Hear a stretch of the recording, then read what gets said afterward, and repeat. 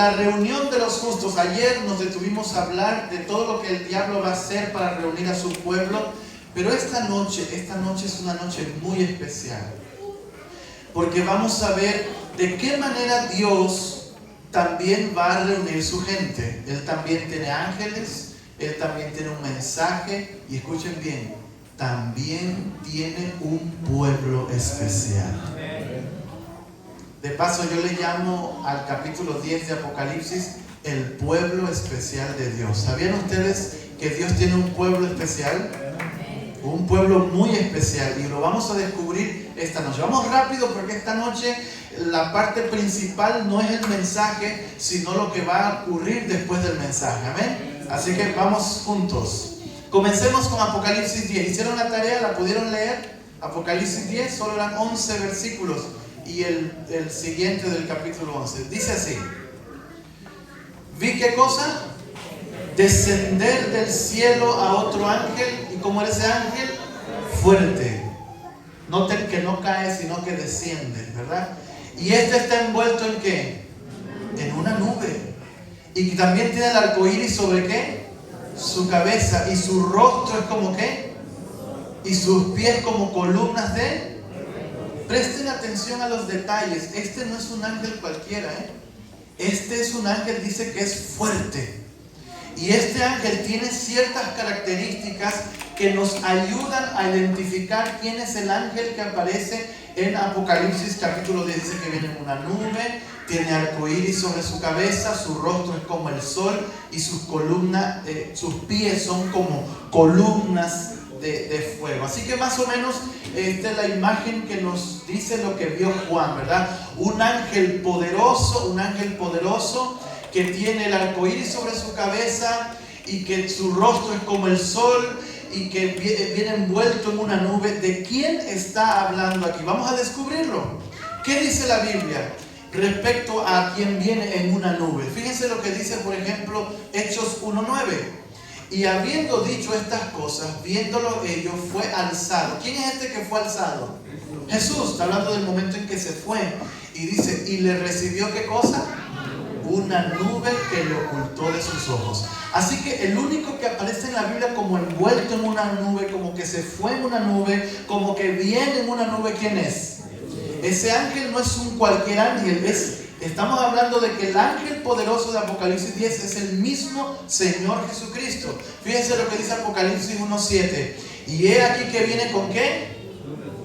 Con las nubes, y todo ojo ¿qué? Y los que le traspasaron, y todos los linajes de la tierra harán ¿qué cosa? Lamentación por él, sí, amén. ¿Quién es el que se fue en una nube? Jesús. ¿Y quién es el que viene, dice, en una nube? Que nosotros sabemos que es una nube de ángeles, ¿no? Parece una nube, pero es una cantidad de millares de ángeles. Vamos a ver el tema del arco iris. ¿Quién aparece como un arco iris? ¿Saben? Ezequiel tuvo una visión del trono de Dios, y en el trono de Dios él vio que había un arco iris. ¿Saben? El arco iris es la mezcla del agua con el sol. No sé, eso es lo que forma un arco iris, el agua con el sol. Cuando se junta, ¿han visto un hermoso arco iris aquí en Belice?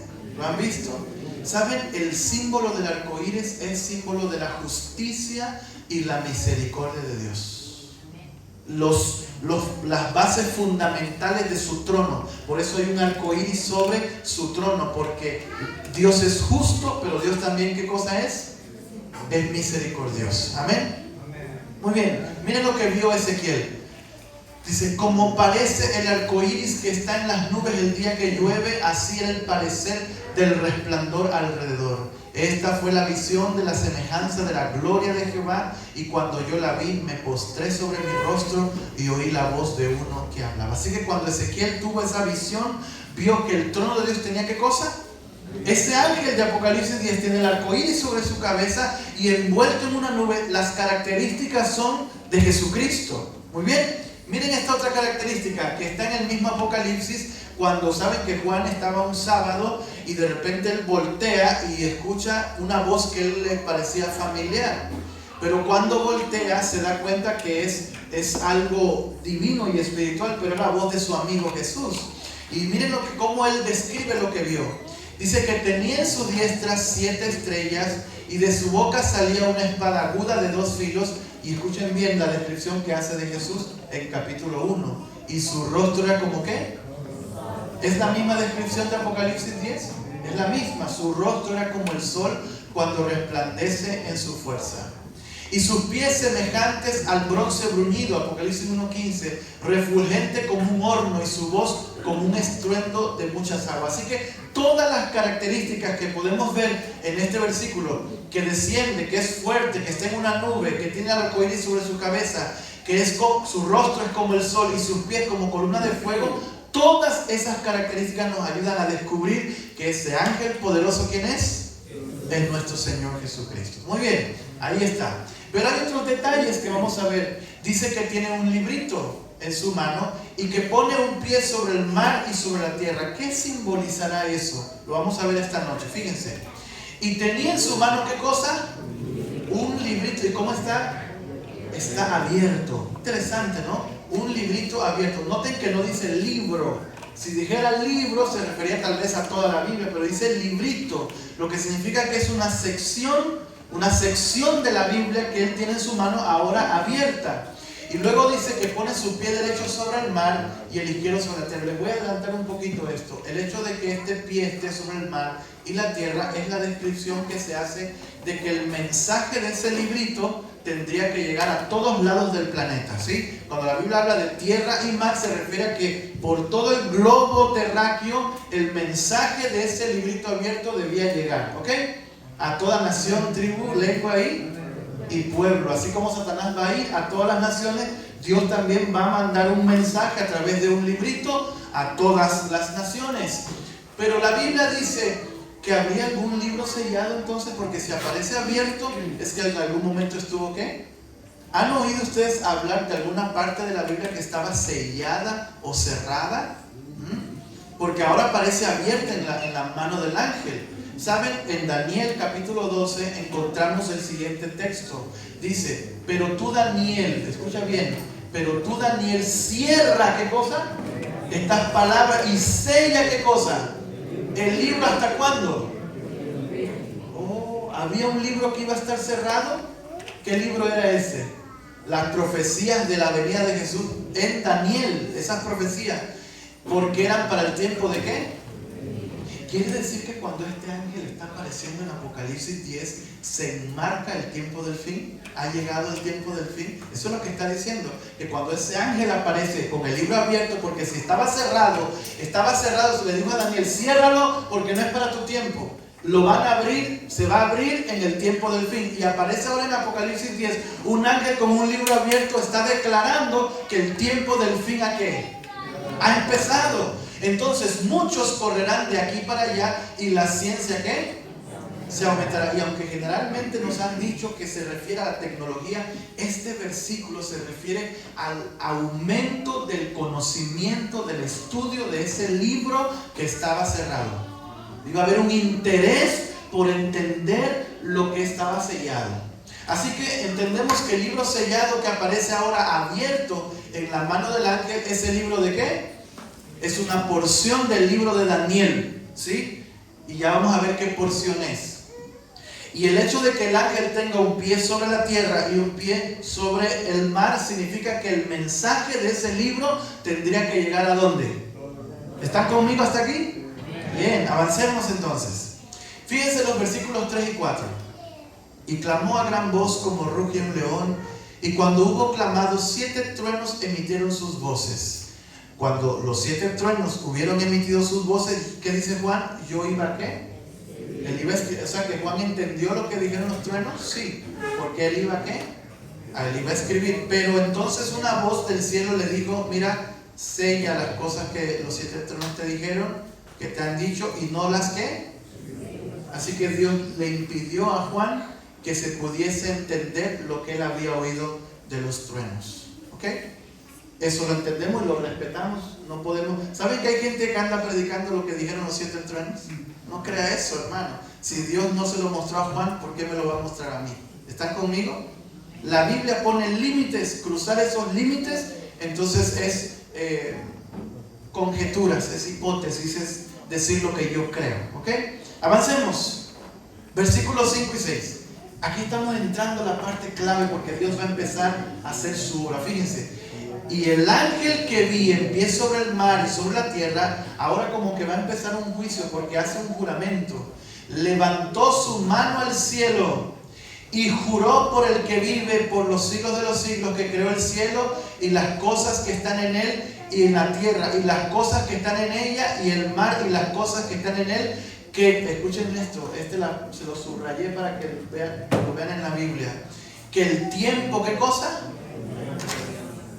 Esa expresión, el tiempo no sería más, ¿saben? Representa, lo que está diciendo ese texto es que la última profecía más larga de tiempo estaba llegando a su final y que no habría una profecía de tiempo después de esta. Y cuando hablamos de la profecía, ¿saben dónde queda la profecía más larga de tiempo en la Biblia? En Daniel. Daniel 8:14, ¿lo han leído? Es la profecía más larga de tiempo, las 2300, ¿qué? ¿Qué está diciendo este versículo? Que después de las 2300 tardes y mañana ya no hay más fechas, ¿sí? Así que si usted escucha a alguien diciendo que hay fecha por ahí, está contradiciendo Apocalipsis 10, ¿sí? Porque después de las 2300 tardes y mañana lo que viene son eventos que van a ocurrir y que el Señor va a venir. ¿Ok? Vamos a estudiar esto rápido, fíjense bien. No sé si alguien reconoce ese rostro. Este señor era un gringo, un estadounidense llamado Guillermo Miller. ¿Han ustedes escuchado a Guillermo Miller? Guillermo Miller de niño tuvo una madre que lo llevaba a la iglesia, él creía en Dios, pero cuando él fue creciendo, como hacen muchos jóvenes, se juntó como a unas amistades que no le convenían. Él se juntó con unos hombres que se llaman deístas. ¿Han ustedes escuchado a los deístas? ¿Quién es un deísta? Los deístas creen en Dios, pero el Dios que ellos creen es un Dios que no tiene nada que ver con el hombre. Es decir, creen en Dios, pero no creen en la Biblia, porque la Biblia es un libro donde Dios se acerca al hombre, se relaciona con el hombre, manda mensajes, habla, viene, muere. Ellos creen en Dios, pero no creen en la Biblia, los deístas. Entonces para un deísta Dios hizo el mundo, le dio cuerda y lo dejó moviéndose solito y Dios se fue, y a Dios no le interesa nada lo que el ser humano sufra. Dios sí existe, pero está lejos de aquí. Ese es el pensamiento. Y Guillermo Miller creció pensando así. Ahora, ¿se acuerdan ustedes lo que dijimos en la quinta trompeta? ¿Cómo es la vida de una persona que no cree que Dios, no cree en la palabra de Dios? ¿Cómo era la vida de Guillermo Miller, amigos? ¿Qué esperanza tenía él de futuro si Dios no tiene nada que ver con nosotros? Nacer, crecer y ¿qué? Y fue allí donde el Espíritu Santo empezó a tocar su corazón. Y adivinen a dónde lo llevó el Espíritu Santo. Lo llevó a estudiar la Biblia. Pero el estudio que Guillermo Miller hizo, este caballero hizo, fue un estudio donde él iba así: Génesis 1:1, Génesis 1:2. Cuando entendió el Génesis 1:2, avanzó a Génesis 1:3 y este hombre se fue estudiando versículo por versículo de la Biblia. Versículo, eso sería muy bueno, recomendado para todos.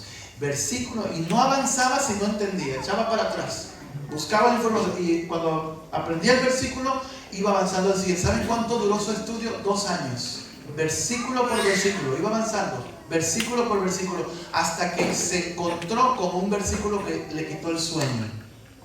Se encontró como un versículo que no lo dejó dormir, y este versículo estaba en Daniel. Este caballero llegó a un versículo y lo empezó a estudiar y dice: ¿esto qué es? ¿Este versículo qué es? Y el día y noche empezó a orar, a buscar la iluminación del Espíritu Santo. El Espíritu Santo empezó a trabajar en su corazón y él entendió algo especial aquí. Fíjense bien, el texto dice así, Daniel 8:14, y él dijo: hasta 2300 ¿qué? Tardes y mañanas, y el santuario será ¿qué cosa? Purificado. Él lo primero que dijo es, miren lo que en su investigación él hizo. Lo primero que dijo es tarde y mañana. ¿Dónde aparece esto en la Biblia? Tarde y mañana, tarde y mañana. ¿Ese lenguaje de dónde es, hermanos? De Génesis. Así que él dijo tarde y mañana. Una tarde, una mañana es un día. Así que son 2300 ¿qué? Días. ¿sí? Son 2300 días. Después dijo, pero esta es una profecía. Así que no son 2300 días, sino 2300 años. Sigamos, estamos en la mente de Guillermo Miller, ¿sí? Y entonces después dijo, el santuario. ¿Dónde quedaba el santuario, hermanos? En la tierra. ¿Y qué va a ser purificado? ¿No dice Pedro que cuando Cristo venga todas las cosas serán purificadas con su segunda venida? Ese es el estudio que él está haciendo. Él está orando, él está leyendo y dice, no entiendo. O sea que aquí dice que hay 2300 años y la tierra va a ser purificada con la venida de Jesús. ¡Wow! Lo que él no sabía era que se estaba equivocando en un evento, ¿no es así? Fíjense bien. ¿Saben qué dijo él? Si yo logro saber cuándo comienzan estas 2300 tardes y mañanas, yo voy a saber cuándo Cristo viene, ¿verdad? Porque lo único que necesitaba era saber dónde arrancaban esas 2300 tardes y mañanas, y una vez lo encontraba, él iba a hacer, solo era de usar la calculadora, sumar, y eso le iba a dar el año en que Jesús iba a venir a purificar la tierra. Así que él volvió, estudió, sí, el santuario estaba en la tierra, sí, la venida de Jesús va a ser una purificación, tarde y mañana es un día, pero esto es una profecía, son 2000. Él estaba clarito que el cálculo estaba excelente. Él siguió leyendo y un capítulo después encontró esto. En el capítulo 9 de Daniel fue que él encontró cuándo iniciaba esa profecía. Fíjense lo que dice Daniel. 70 semanas, no sé cómo están con matemáticas ustedes hoy. 70 semanas están determinadas, la palabra aquí es cortadas de la profecía larga, sobre tu pueblo, es decir, había una profecía pequeña para Israel, y sobre tu santa ciudad, para terminar la prevaricación, poner fin al pecado, expiar la iniquidad, para traer la justicia perdurable, sellar la visión, la profecía, y escuchen bien, ungir a quién. Cada vez que ustedes escuchen en la Biblia la expresión al santo de los santos, se refiere al templo, al santuario, ¿ok? El santo de los santos en la Biblia es el templo, el santuario. Entonces, miren lo que él encontró en el versículo 25, aquí está. Sabe pues y entiende que desde ¿qué? Desde que salga la orden, ¿para qué? Para restaurar y edificar Jerusalén hasta el Mesías príncipe, ¿habrá qué cosa? 7 semanas, y después 62 semanas se volverá a edificar la plaza, el muro, en tiempos angustiosos. Así que él lo único que hizo fue investigar en qué fecha se dio la orden de la salida para restaurar. ¿Saben? Guillermo Miller se dio cuenta que fue en el año 457 a.C., cuando el rey Artajerjes, el rey, dio esa orden para que fueran, vayan, edifiquen Jerusalén. Así que él lo que hizo fue sumar del 457, 2300 años. Adivinen qué año le dio. Le dio 1843. 43. Porque él se equivocó en un detalle. Ustedes saben, no hubo un chasco, hubo dos chascos. El primero fue en el 43. Porque si usted suma la calculadora, le va a dar 1843. Adivinen por qué. Porque la calculadora no sabe que no existió el año cero. Voy a explicarlo rapidito. No es el tema de esta noche, pero lo voy a explicar. ¿Sabían ustedes que antes de Cristo los años venían bajando? ¿No es así? Venían bajando, o sea, 23, 22, 21, así, sí, venían bajando. Pero cuando llegó el año 1, el siguiente año no fue el año 0. El siguiente año del año 1 fue el año 1 después de Cristo.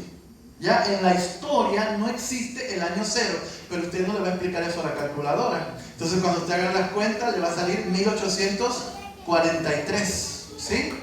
Después él descubrió el error y entonces le sumó y llegó a 1844. Muy bien, avancemos. Ahora, fíjense bien esta expresión. ¿Sabían ustedes que Daniel estaba dando la fecha del bautismo de Jesús? Fíjense, la palabra Mesías significa ungido, ¿sí? ¿A quién se ungía en el pasado? A los profetas, a los reyes, a los sacerdotes. Esta frase, Mesías príncipe, estaba indicando la fecha del bautismo de Jesús. La Biblia estaba dando todo el trayecto de la obra de Cristo.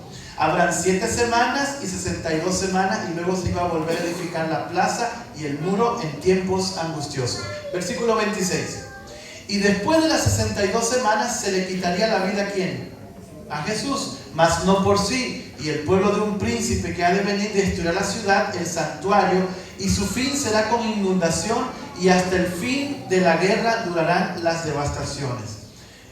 Por otra semana más, esto nos lleva al pacto con mucho. Esta expresión habla del momento en que Dios le dio el evangelio a los gentiles en el año 34, y a la mitad de la semana se haría cesar. Esta expresión, hacer cesar el sacrificio, se refiere a la muerte de nuestro Señor Jesucristo en el año 31.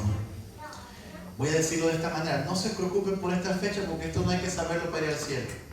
Lo que quiero que sepan es que la Biblia dio las fechas exactas del bautismo de Jesús, de la muerte de Jesús y del fin del tiempo de gracia al pueblo de Israel como nación, ¿sí? Todas esas fechas se pueden ver desde la Biblia fácilmente. Y aquí les hago un dibujito para que ustedes puedan más o menos entender todo el relajo que he estado leyendo, ¿ok?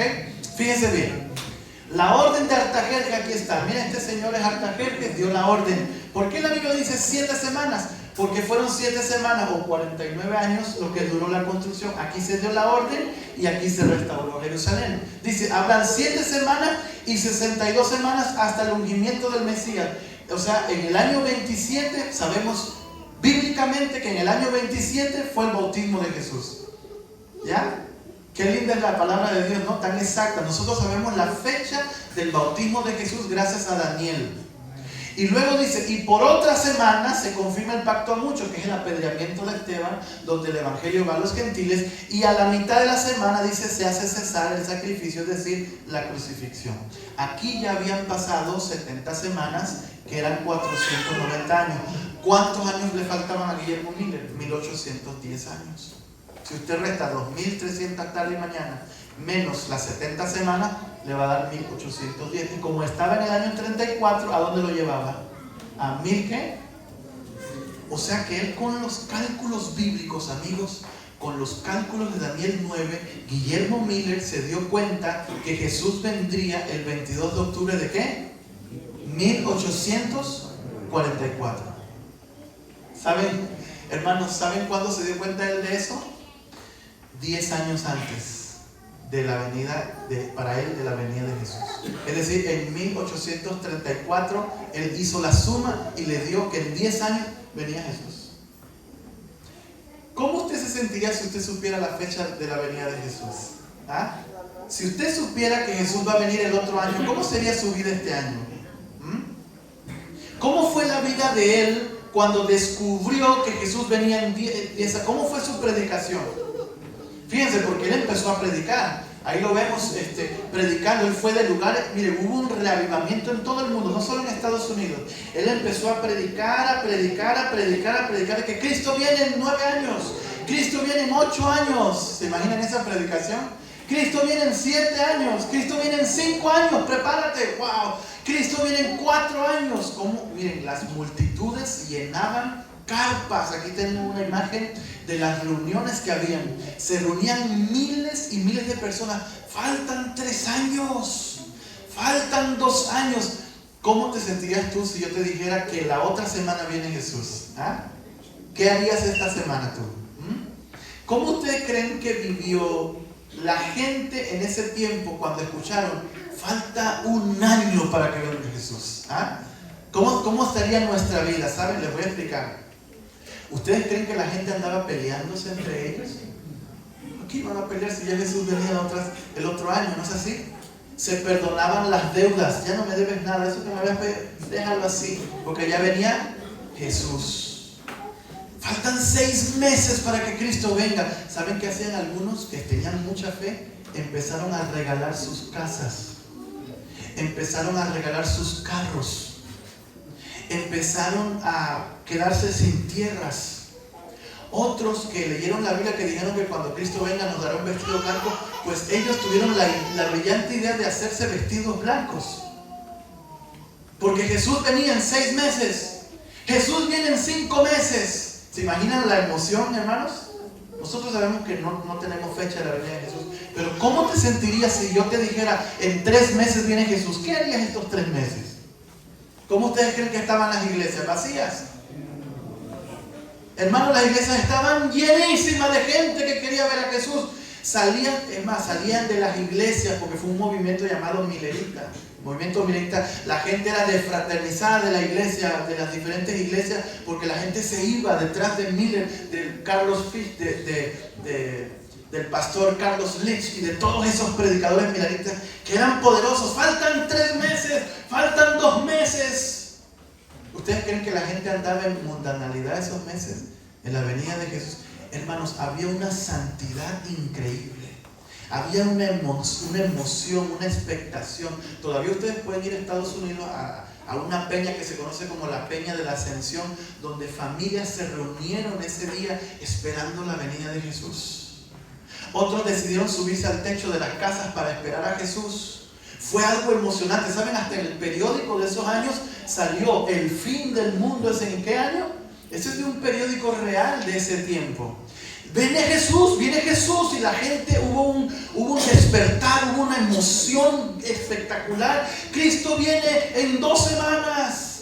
Cristo viene en 1 semana. Déjenme contarles algo que pasó 1 semana antes del gran chasco. Hubo un pastor llamado Carlos Fitch que estaba bautizando en frío en un río de aguas heladas en Estados Unidos. Pero la cantidad de gente que venía para bautizarse era increíble. La gente venía y se bautizaba, y el pastor seguía llamando y tenía frío y seguía bautizando, llamaba y la gente seguía. Hubo un bautismo grandísimo ese día y el pastor no salió hasta que bautizó el último.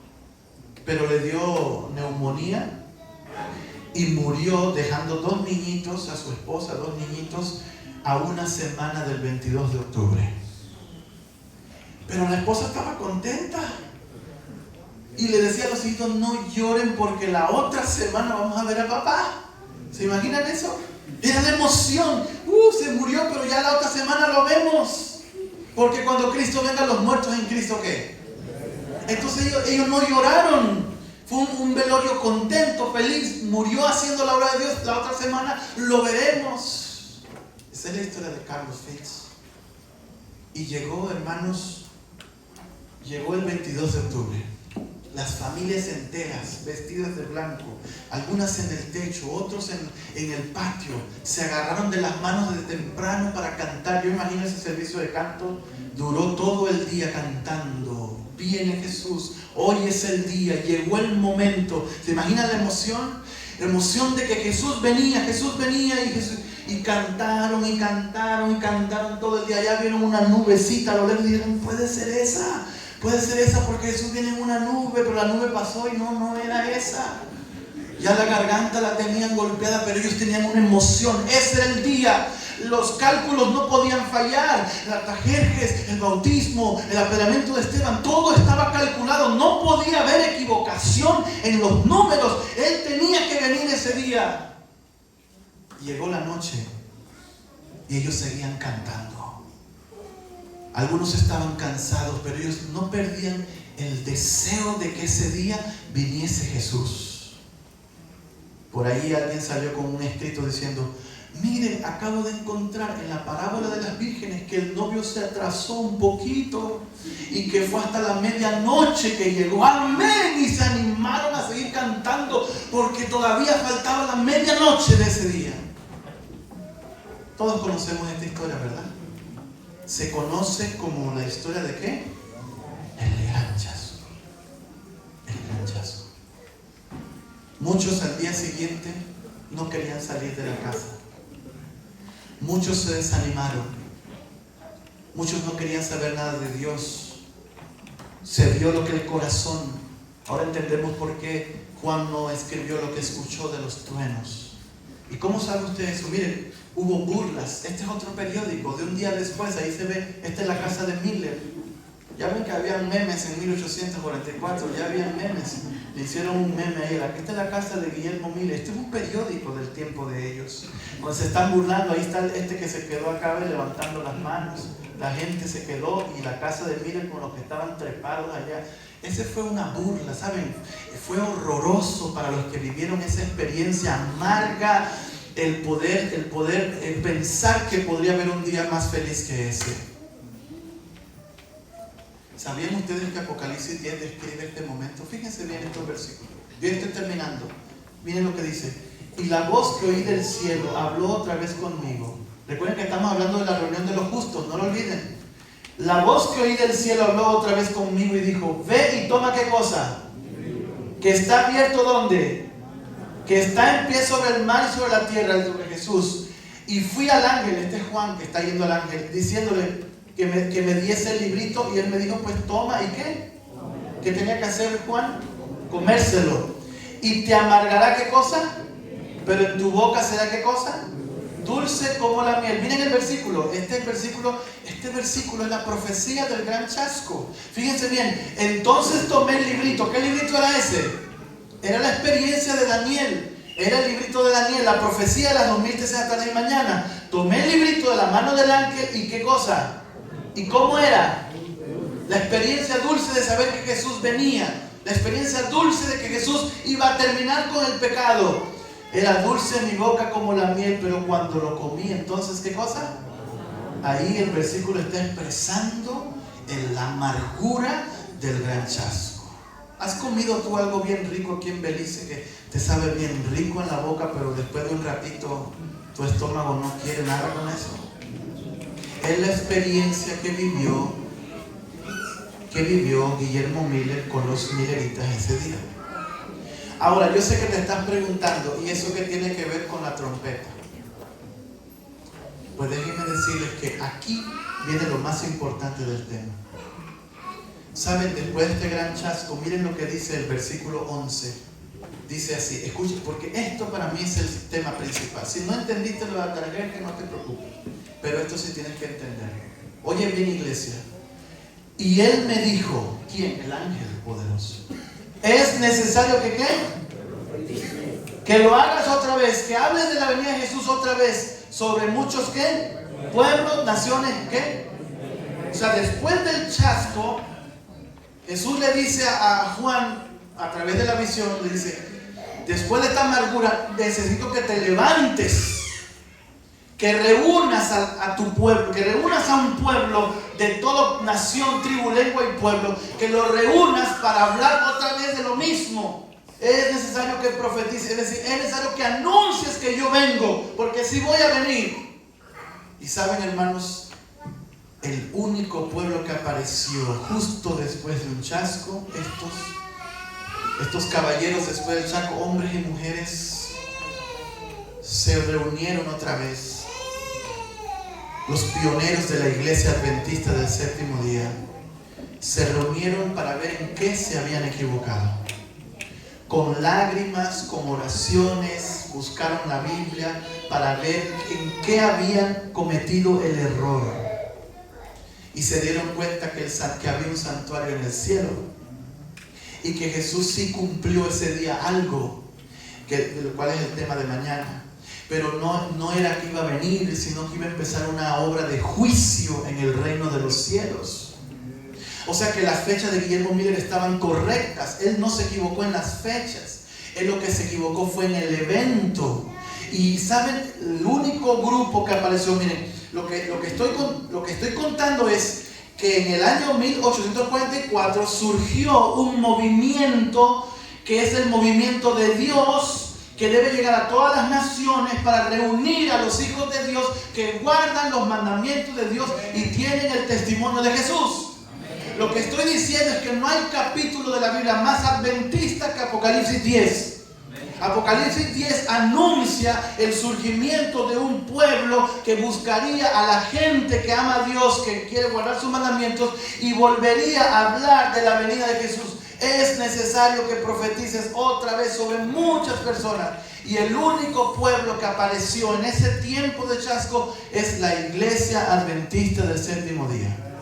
Dios está reuniendo su pueblo a través de un movimiento mundial llamado Iglesia Adventista del Séptimo Día, que habla a las personas de que nuestro Señor Jesucristo, ¿qué?